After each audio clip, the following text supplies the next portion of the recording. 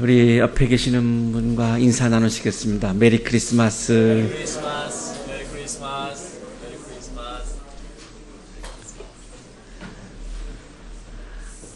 오늘 아주 좋은 찬양 준비해 주신 성가대원들에게 우리 다시 한번 감사의 박수.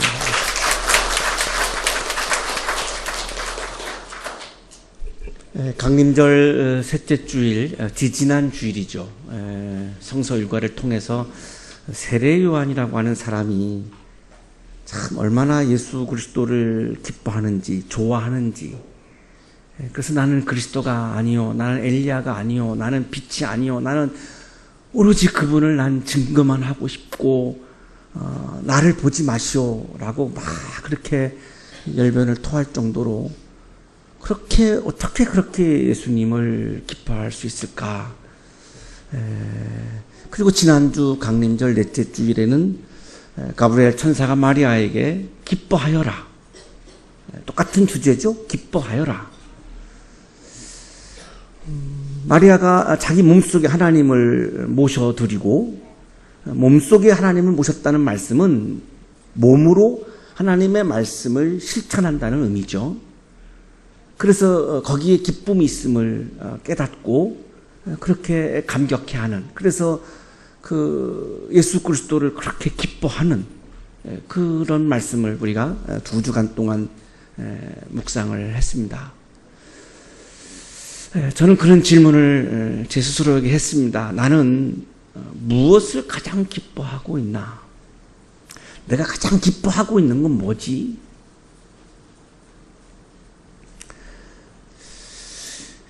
두 번째, 나는 예수님을 얼마나 내가 정말 기뻐하고 있는가? 우리 한국의 그리스도인들은 예수님을 진심으로 얼마나 기뻐하면서 신앙생활하고 있는가?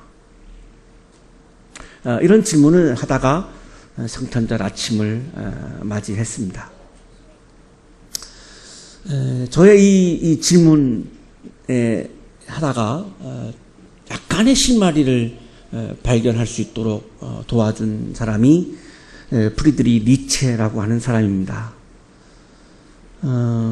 칼 로드비 니체라고 하는 목사님의 아들이었고 25살에 스위스 바젤 대학의 고전문헌학 교수가 될 정도로 천재성을 인정받았던 사람이고, 근데 이분이 교회를 떠납니다. 기독교를 떠납니다. 물론 예수님을 떠나는 것은 아닙니다. 철저히 이 니체는 예수님과 기독교와 예수님과 교회를 철저히 구분을 하고 있어요. 근데 이분의 글을 보면 정말 예수님을 사랑하고 있습니다. 너무나 사랑하고 있습니다. 예수님을 너무나 사랑하고 있는데 기독교가, 교회가 자꾸 예수님을 떠나니까 그것에 대해서 너무나 마음이 아팠어요. 그래서 그 아픈 마음을 막 쓸어내리면서 쓴 글 중에 하나가 데어 안티크리스트라고 하는 그런 책입니다. 구구절절이 정말 예수님을 너무나 사랑하는데 사람들이, 기독교가, 교회가 자꾸만 예수님을 떠나고 다른 곳을 향해 자꾸만 가니까 그냥 가슴을 쓸어내리면서 애정을 담아서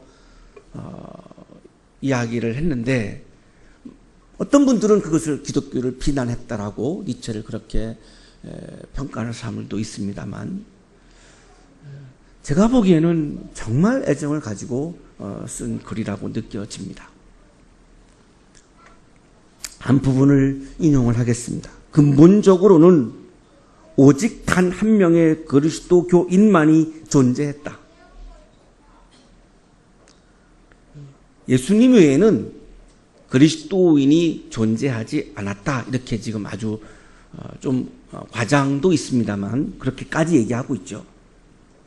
그리고 그는 십자가에 죽었다. 유일한 그리스도인 예수님은 십자가에 죽었다.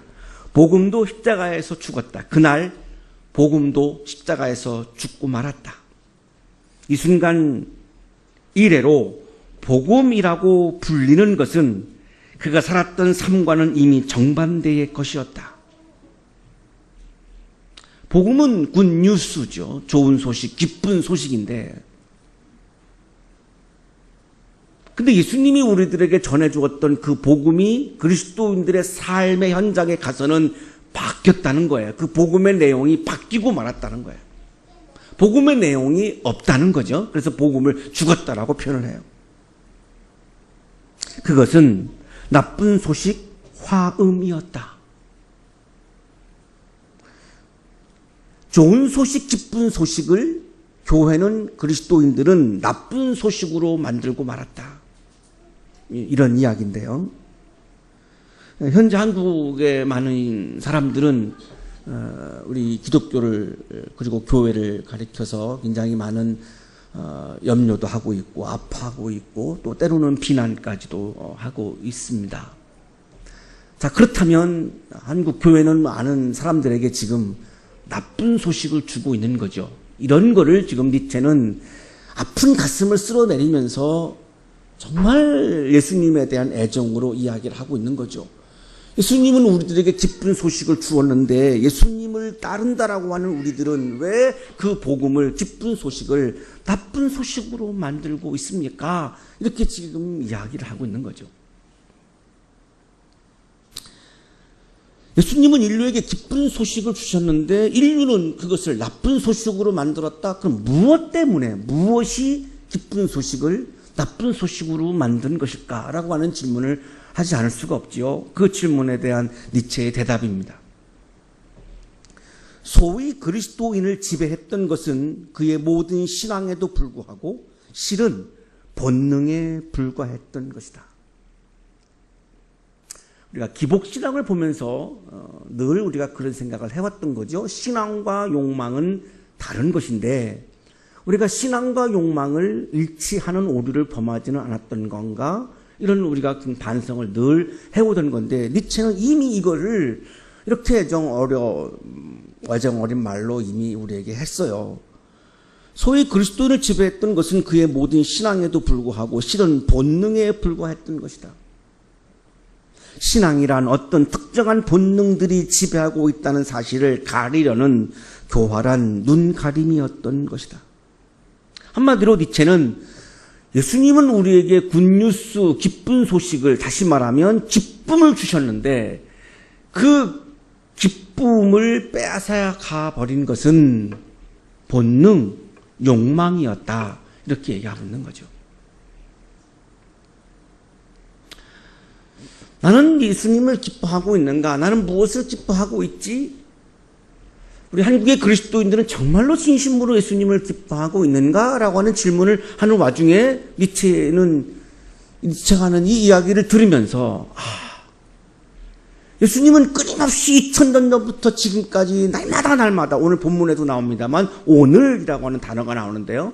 오늘 이 시간에 늘 살아계셔서 우리에게 기쁨을 주시는데 우리가 예수님을 기뻐하지 못하는 이유는 내 안에 있는 본능, 욕망 때문이었구나. 내 안에 있는 본능, 내 안에 있는 욕망이 예수님을 기뻐하는 것을 자꾸만 가렸구나 라고 하는 실마리를 얻을 수 있었습니다. 오늘 성탄절 성서 일과는 이것을 우리들에게 분명히 말씀해 주고 있는 본문입니다. 예수님이 막 탄생할 때에 아우구스투스 황제, 로마의 황제죠. 정확하게 얘기하면 가이우스 옥타비우스를 말하죠. 그 유명한 시저의 조카의 아들이죠. 이 사람이 전 세계에 칙령을 내렸습니다. 호적을 등록하라는 거죠. 호적을 등록하라는 이유는 세금을 징수하기 위한 것입니다. 자, 욕망이죠. 욕망이 가득 차 있는 그 세계. 지금 막 호적 등록을 하라고 명령하고 있는 로마가 세계를 다스리고 있던 그 시대에 과연 사람들의 마음속에 기쁨이 있었을까요? 욕망이 있는 곳에는 기쁨이 없다는 것이죠. 이 욕망 때문에 예수님이 우리에게 주신 그 소중한 기쁨을 자꾸만 우리가 잃어버리게 된다는 거죠. 첫 번째 호적 등록은 구레뇨가 시리아 총독으로 있을 때 시행을 했습니다. 모든 사람들이 호적 등록을 하러 저마다 자기 이제 고향으로 갑니다. 본적지, 원적지죠. 본적지, 원적지로 이제 가는 거죠. 자, 요셉이라고 하는 사람은 나사렛에 사는 사람이었고 이 사람의 본적이 아마 베들레헴이었던 것 같아요. 그래서 베들레헴으로 이제 호적을 등록을 하러 가는 겁니다. 근데 아내 마리아는 이미 임신 중이었고 마리아와 함께 베들레헴으로 갑니다. 자, 그런데 그 당시에 베들레헴의 별명은 슬픔의 도시였습니다. 왜 그러냐면 야곱이 사랑했던 여인이죠. 라헬입니다. 야곱이 정말로 사랑한 여인 한 사람은 라헬이었어요. 그래서 이 라헬이 낳은 요셉과 베냐민을 그렇게 특별히 예뻐했던 것도 이 라헬을 너무나 사랑했기 때문이죠. 라헬과 결혼하기 위해서 14년간 종살이할 정도로 야곱은 라헬을 그렇게 좋아하고 그렇게 기뻐했어요. 참 라헬은 행복한 여성이에요. 한 남자가 한 사나이가 자기와 결혼하기 위해서 14년을 종살이할 정도로 그렇게 많은 에너지를 썼다라고 한다면 참 라헬이라고 하는 여성은 굉장히 행복한 여성인 것 같아요. 그 라헬이 죽은 곳이 베들레헴입니다. 히브리인들은 베들레헴 그러면 눈물을 흘리는 곳, 슬픔의 마을, 이것이 딱 각인되어 있습니다. 또 하나 유명한 사건이죠. 한 레위인이 자기의 아내를 기브아 폭력배들이 윤간을 밤새도록 하면서 결국은 죽게 만들어요. 화가 난 이 레위인이 자기의 부인을 12도막 내가지고 한 지파에 하나씩 그걸 보내죠. 12지파 사람들이 다 미스바에 모여서 그 기브아가 속해 있는 그 불량배들을 치겠다라고 모이죠. 그랬더니 그 베냐민 지파가 그거를 막게 되고 결국은 이스라엘과 베냐민 지파의 그 유명한 전쟁이 일어납니다. 그 전쟁의 발단이 바로 이 레위인의 아내입니다. 이 레위인의 아내가 베들레헴 출신입니다. 그러니까 이 히브리인들에게는 이 이스라엘과 베냐민의 전쟁이 아주 아픈 그런 사건으로 마음에 이렇게 잡혀있기 때문에 베들레헴 그러면 그 악몽이 떠오르는 거죠. 슬픔의 도시입니다. 아주 슬픈 마을이에요. 자, 요셉과 마리아가 그 슬픔의 도시라고 불리우는 그 베들레헴에 호적을 등록을 하러 간 거죠. 그리고 마리아는 임신 중이었어요. 해산할 날이 가까웠고 마리아가 이 첫 아들을 베들레헴에서 낳았습니다. 좋은 소식, 기쁜 소식을 가지고 우리를 찾아오시는 예수님이 왜 베들레헴에 오셨을까? 왜 슬픔의 도시에 오셨을까? 슬픔의 자리에 슬픔에 잠겨있는 사람들에게 기쁨을 주시기 위한 것이 예수님의 간절한 마음이에요. 예수님은 우리들에게 기쁨을 주고 싶으신 거예요. 그런데 우리는 이 욕망 때문에, 본능 때문에 예수님의 주시는 기쁨을 자꾸만 잃어버리고 있는 것이고, 베들레헴에 오신 것은 슬픔의 자리에 기쁨을 주시겠다라고 하는 강력한 의지를 우리에게 말씀해 주고 있는 거죠. 포대기에 싸서 마리아와 요셉이 태어난 아기를 구유에 눕혔습니다. 구유는 헬라어로 파트네인데요. 밥그릇이죠. 밥그릇입니다. 말이 먹는 밥이 담겨있는 그 밥그릇에 예수님이 눕혀지신 거죠. 자, 그 장면을 한번 상상해 보면, 그러다가 말이 그거를 밥인 줄 알고 먹으면 어떡하지? 저는 어릴 때 그런 생각을 했던 것 같아요. 왜 말구에 오셔서 그 말이 먹어버리면 큰일 나잖아요. 그런 막 이렇게 조바심을 어릴 때 가졌던 것 같은데요. 왜 하필이면 그 말 밥그릇에 예수님을 눕히셨을까? 그냥 바닥에 좀 이렇게 푹신한 거를 깔아놓고 눕혀도 될 거를. 자, 아우구스투스는 세금을 많이 받으려고 하는 그 욕망을 드러내면서 기쁨을 상실하게 만드는 일을 했죠. 베들레헴에서는 그 욕망이 분출하면서 전쟁까지 벌이는 비극의 사건을 만들어냈죠. 욕망의 자리에는 기쁨이 없음을 분명히 우리는 역사적으로 목격을 한 거죠. 자, 그런데 예수님은 왜 구유에 오셨을까? 왜 말 밥그릇에 오셨을까?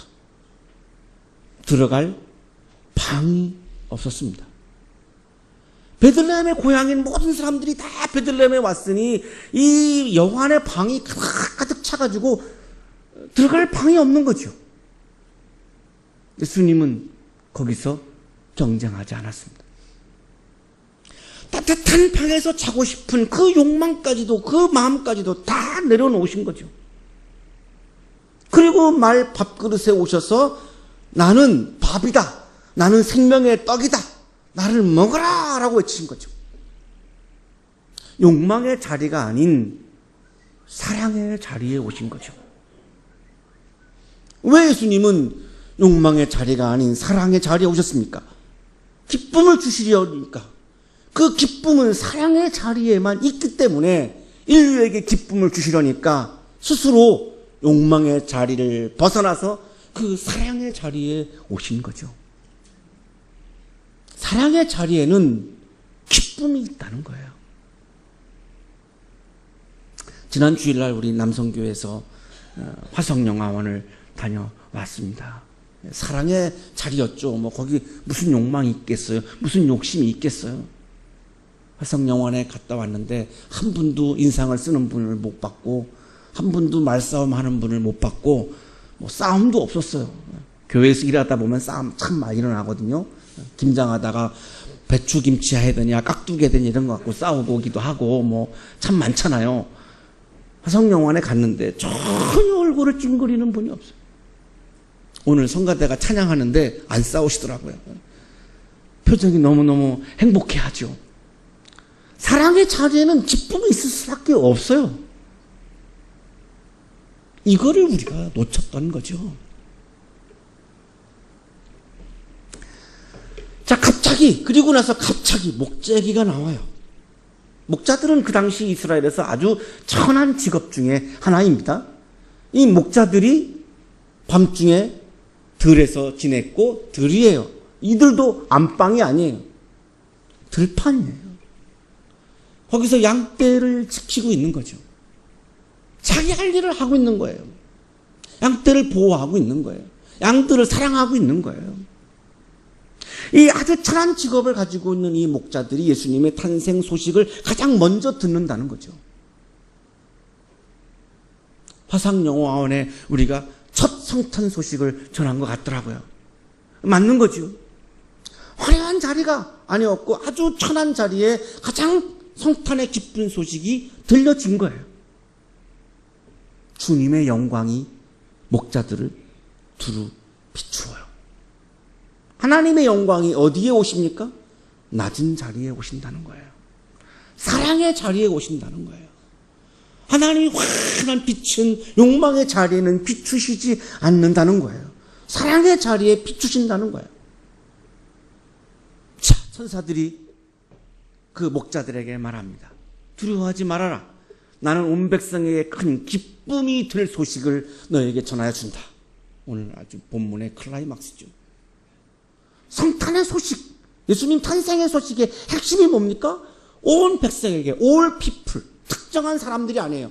이 땅에 살고 있는 모든 사람들에게, 차별이 없어요. 모든 사람들에게 큰 기쁨의 소식을 나는 지금 전하고 있다는 거예요. 성탄은 기쁜 소식이라는 거예요. 예수님이 우리에게 주고 싶은 것은 기쁨이라는 거예요. 누구에게? 이쁜 사람들에게만? 아니에요. 모든 사람이에요. all people, 모든 사람들에게 주시려고 하는 것이 예수님의 마음이에요. 욕심은, 본능은 자꾸만 그거를 가리죠. 이렇게 구분을 하죠. 자꾸만 차별을 합니다. 그래서 자꾸 갈등을 만들어내죠. 기쁨은 자꾸 파벌이 있고 이렇게 그룹이 있고 이런 곳에는 기쁨이 없어요. 그러니까 예수님은 모든 사람에게 차별 없이 기쁨을 주시고 싶다는 거예요. 이게 예수님이 이 땅에 오시는 목적이에요. 이게 교회의 사명이요, 그리스도인의 사명이에요. 교회는, 그리스도인들은 사람들에게 기쁨을 전해줘야 되는 사명이 우리들에게 있는 거예요. 그거 하지 못하면 교회 존재 이유가 없고 그리스도인의 존재 이유가 없어지는 거죠. 오늘 다윗의 동네에 구주가 나셨으니 이 아기 예수님은 구세주라는 거죠. 메시아라는 거죠. 그리스도라는 거죠. 이 예수님이 바로 그리스도다 이거예요. 예수님이 구세주라 이거예요. 왜? 우리를 구원해서 기쁨을 주시겠다는 거예요. 이분 외에는 어느 누구도 우리의 죄의 문제를 해결할 수 없고 우리를 죄에서 구원할 수가 없고 우리가 죄에서 해방할 때, 죄에서 구원될 때만큼 그거보다 더 큰 기쁨은 우리에게 없다는 거예요. 너희는 한 갓난아기가 포대기에 쌓여 구유에 누워 있는 것을 볼 터인데, 자, 결정적인 말씀이에요. 이것이 너희에게 주는 표징이다. 구유라는 단어가 지금 3번이나 계속 반복되는데요. 구유가 표징이다, 사인이다 라는 말씀이죠. 사인이다. 이 구유에 하나님의 사인이 있다는 거예요. 성탄이라고 하는 의미의 사인이 이 구유에 있다, 이런 말씀이에요. 구유를 자꾸 보라는 거예요. 우리 그리스도인들은 구유를 보라는 거예요. 예수님을 만나려면 구유에 가야 된다는 거예요. 내 욕망의 자리에 자꾸만 가면 예수님을 만날 수 없다는 거예요. 예수님이 오셨지만, 오늘 아침 오셨지만, 오늘 새벽에 오셨지만 내가 자꾸 욕망의 자리에 들어가는 한 예수님을 만날 수 없다는 거예요. 예수님을 만나지 못하면 구원받을 수 없고 기쁨이 없다는 거예요. 내가 정말로 예수님을 만나고 내가 구원받고 기쁨을 누리려면 구유를 보라는 거죠. 구유에 가야 한다는 거죠. 내가 밥이 돼야 된다는 거죠. 내 살을, 내 밥을 나누어야 한다는 거죠. 욕망이 아니라 사랑을 실천하는 자리에 자꾸만 가야만 거기에서 예수 그리스도를 만날 수 있다는 거예요. 사랑을 실천하는 자리에 예수가 오시고 사랑을 실천하는 자리에서 우리가 예수를 만날 수 있는데, 잠시 우리는, 한국의 그리스도인들은 욕망과 신앙을 동일시하다가 보니까 자꾸만 사랑을 실천하는 자리가 아닌 내 욕망을 채우는 자리에 가게 되었고, 그러다 보니 거기에서 기쁨을, 주님이 주신 기쁨을 상실해 버린 거죠. 교회 안에 기쁨이 없으니까 세상의 기쁨을 나눌 수가 없는 거죠. 그래서 많은 사람들이 지금 한국교회를 염려하는 데까지 가게 된 거죠. 간단한 해결이에요. 아주 간단한 해결이에요. 한국교회의 아픔은 간단한 해결이에요.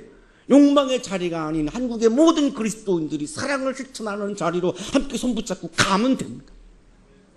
그러면 살아납니다. 다시 회복됩니다. 교회 안에 기쁨이 가득 차게 되고 그리스도인들의 마음속에 기쁨이 가득 차게 됩니다. 그것이 세상을 밝히는 거고 세상의 기쁨을 가득 채우는 교회 사명을 감당할 수 있는 거죠. 우리 한양대학교회가 이 사명을 감당하는, 앞장서서 감당하는 교회가 되기를 축복합니다. 여러분 한 분 한 분 마음속에 주님이 주시는 기쁨이 충만한 성탄절 아침이 되시기를 주님의 이름으로 축복합니다. 천사와 하늘 군대가 하나님을 찬양하면서 말씀합니다. 오늘 말씀의 마무리죠. 사랑을 실천하니까, 욕망의 자리를 벗어나서 사랑을 실천하는 자리에 갔더니 그것이 하나님께 영광이 됐다는 거예요. 하나님께 영광을 돌리는 게 뭐냐? 구유로 가는 거, 사랑을 실천하는 자리로 우리가 가면 그게 하나님께 영광이 된다는 거예요. 사람들 사이에는 평화가 찾아온다는 거예요. 싸움과 전쟁이 사라지고 갈등이 사라지고 평화가 찾아온다는 거예요.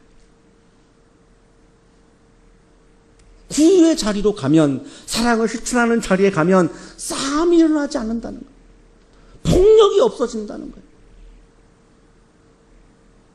그 사람들 사이에 평화가 이루어지는 것이 하나님께 영광이 되는 것이고, 하나님께 영광이 되는 것은 사람들 사이에 평화가 이루어지는 거라는 거예요. 영광은 하나님의 기쁨이요 평화는 사람들에게 기쁨이라는 거예요. 평화가 이루어지지 않으면 우리에게 기쁨이 없죠. 가끔 부부싸움을 하시면 참 지옥 같죠. 1년에 한 번 정도 이렇게 가끔 하시면 참 지옥 같죠. 기쁨이 없죠. 교회 안에 싸움이 일어나면 교회에도 기쁨이 없고요. 우리가 살아가는 모든 사람들 사이에 싸움이 일어나면 평화가 깨지면 기쁨이 없어요. 평화가 우리에게 기쁨을 가져다 주죠. 2015년 여러분들의 삶이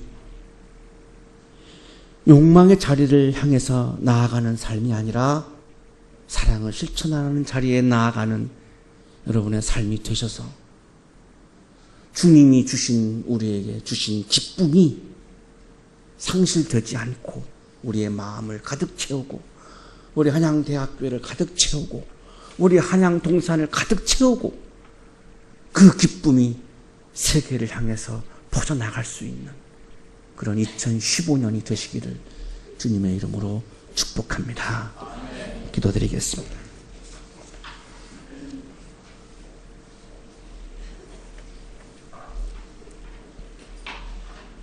우리에게 기쁨을 주시기 위해서 사람의 몸으로 이 땅에 오신 주님, 우리의 마음속에서 욕망을 걷어내고 사랑으로 가득 채워서 주님이 주신 기쁨이 우리 마음에 가득 채워서 하나님께 영광이 되고 사람들 살아가는 세상에 평화를 만들어가는 피스메이커로 살아가도록 복 주시옵소서. 한양대학교에 속해 있는 우리 모든 가족들 기쁨과 평화가 가득한 삶이 되도록 복 내려 주옵소서. 예수 그리스도의 이름으로 기도하옵나이다. 아멘.